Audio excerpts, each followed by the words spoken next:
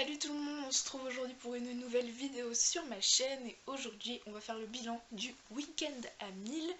Je vais vous parler donc des livres que j'ai lus et de mon ressenti par rapport à ce week-end à 1000, par rapport à mes lectures et combien de pages j'ai fait et si j'ai réussi le challenge ou pas. Donc on va commencer tout de suite. Donc pour ce challenge, j'ai pas réussi le challenge mais j'en étais pas loin. J'ai fait une meilleure performance que les deux premières fois.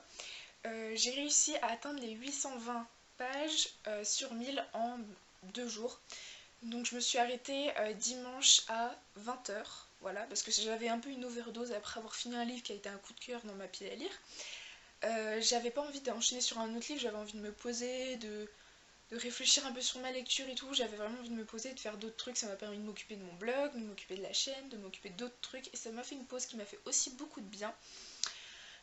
Du coup, je vais vous parler de tous les livres que j'ai lus et de mon ressenti sur chacun. Donc pour commencer, le challenge le vendredi à 19 h, je n'avais pas fini ma lecture en cours qui était Thérèse Raquin d'Émile Zola, donc aux éditions Pocket, c'est ça. Il me restait 60 pages à lire, donc j'ai lu les 60 pages. Ce roman, voilà, c'est un de mes premiers Zola et il n'est pas très grand et finalement j'ai adoré ce livre.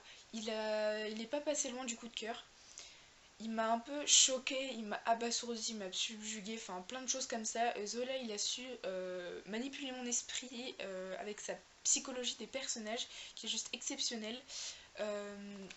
Voilà, les personnages sont géniaux, franchement, c'est vraiment la déchéance de leurs sentiments à travers ce livre et la déchéance de la relation entre Thérèse, donc, qui est une jeune fille, voilà, ici, et son amant Laurent.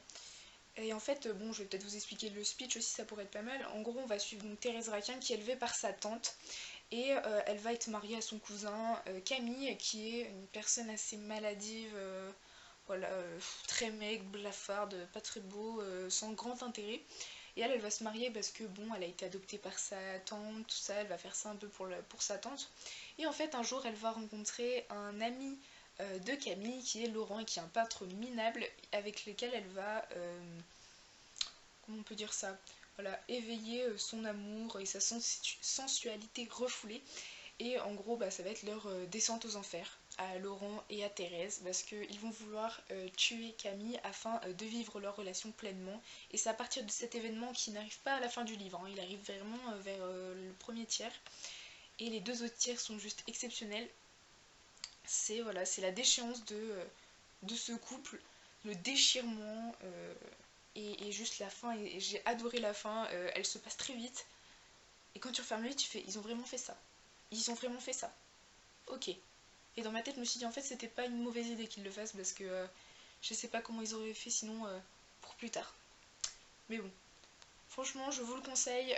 Je mets évidemment le lien de ma chronique en barre d'infos, donc sur mon blog, si vous voulez un peu plus de détails, mais j'en ai très peu dévoilé sur cette histoire.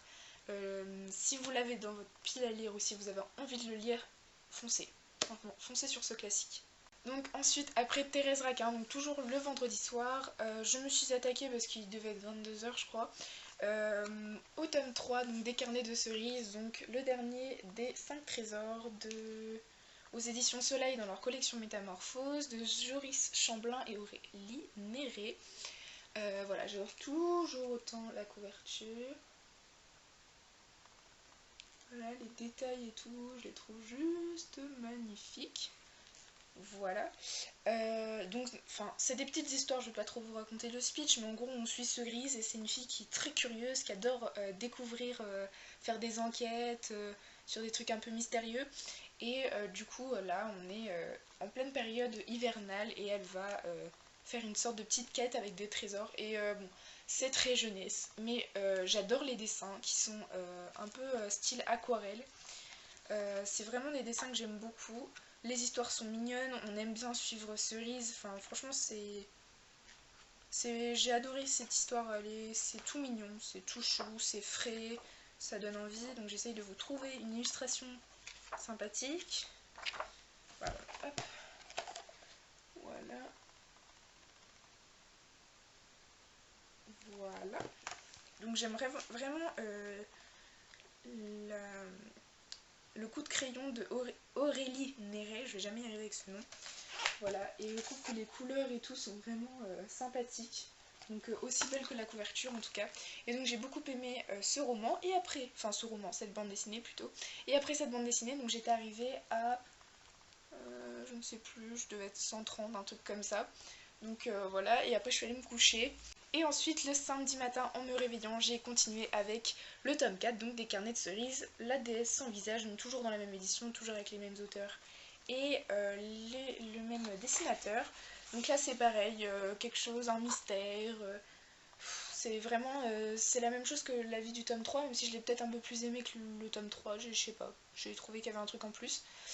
Et on a toujours des dessins aussi beaux, voilà, une couverture que j'aime beaucoup, le personnage de Cerise qui est vraiment adorable et enfin je vous le conseille. Enfin, après je le conseille pas à tout le monde n'a pas encore son âme d'enfant pour lire ce genre de BD, mais si vous avez aimé le premier tome, foncez et continuez la série, franchement je vous le conseille beaucoup. Donc ensuite, après cette bande dessinée, j'ai décidé de reprendre un peu la lecture de romans et de lire le petit roman, le troisième tome et demi des filles au chocolat, cœur salé, donc de Cathy Cassidy aux éditions Nathan. Donc voilà, c'est un tout petit livre, hein, il fait 100 pages, je devais être à 210 pages je pense à ce moment-là. Et du coup j'ai décidé de le lire, donc là on va suivre le copain de Chéri, donc c'est le personnage qu'on a dans le tome 1, donc dans Cœur Cerise. Et j'ai beaucoup aimé cette histoire, je l'ai lu en une demi-heure, c'est écrit assez gros et tout, et en fait voilà, c'est frais, c'est amusant, c'est du jeunesse mais ça se lit super bien, on est content de retrouver chaque personnage, de suivre le personnage principal de chaque série. En plus les couvertures sont vraiment super bien faites je trouve, voilà. Donc je sais pas, moi ça me permet déjà de continuer une saga parce que je trouve ça mignon et tout.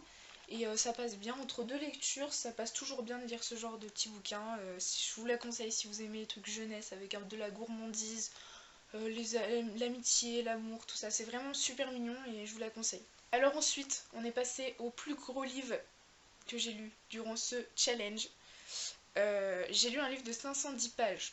Et c'est le dernier livre que j'ai lu parce que le deuxième roman je ne l'ai pas lu, j'ai pas eu le temps. Et ce roman était un véritable coup de cœur. Et si vous avez vu ma vidéo précédente où je présente ma pile à lire pour ce challenge, je pense que vous savez peut-être duquel il s'agit. Et je veux bien sûr parler de Gardien des cités perdues, le tome 1 de Shannon Messenger aux éditions Lumen. Et ce livre, mais quelle claque! J'ai juste adoré, j'ai adoré, j'ai adoré. Gros coup de cœur. Je me le suis lu en même pas 24 heures, voilà, donc une brique, hein, mine de rien, il fait 510 pages en 24 heures, c'est pas rien, surtout qu'il n'est pas écrit si gros que ça, et j'ai vraiment adoré cette histoire. Donc du coup, dans ce livre, on va suivre Sophie, donc qui est une jeune fille qui est pas comme les autres. Elle a 12 ans et en fait elle est en terminale, elle va bientôt passer son bac à 12 ans et elle a un QI super élevé. Et en fait elle a un don bizarre, elle peut entendre la pensée des gens et elle ne sait pas d'où ça vient et c'est depuis qu'elle a 5 ans qu'elle a ce don. Et en fait un jour elle va faire une sortie au musée avec sa classe, elle va rester un peu à la traîne derrière, elle va rencontrer un jeune homme qui lui dit qu'en fait elle n'est pas humaine et à partir de ce moment sa vie va complètement changer. En fait elle va aller dans un autre univers et elle va apprendre sa véritable identité et elle va rechercher ses origines à travers ce nouvel univers.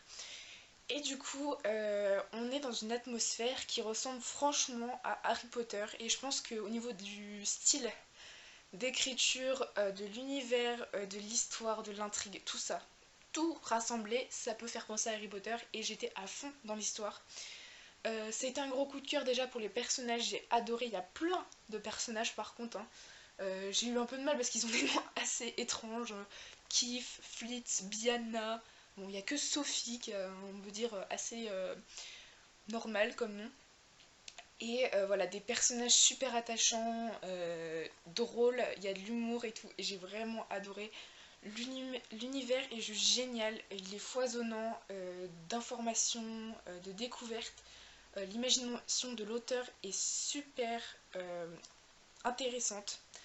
Franchement, l'histoire, on ne sait pas tout, hein. Elle nous dévoile par petites bribes comme ça au fur et à mesure. On découvre en même temps que le personnage principal, mine de rien. Et du coup, cette découverte qui se fait en même temps que Sophie, on s'attache à Sophie et on se met à sa place. Et je trouvais ça super intéressant. L'écriture de l'auteur est juste addictive. J'ai lu ce livre en 24 heures. 510 pages en 24 heures, j'avais presque jamais fait ça.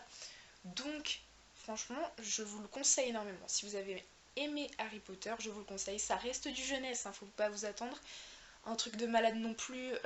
C'est pas, enfin, si vous êtes adulte, que vous avez une vingtaine d'années et que vous avez plus trop une âme d'enfant, évitez de le lire. Mais moi, j'ai bientôt 17 ans et j'ai vraiment adoré ce livre.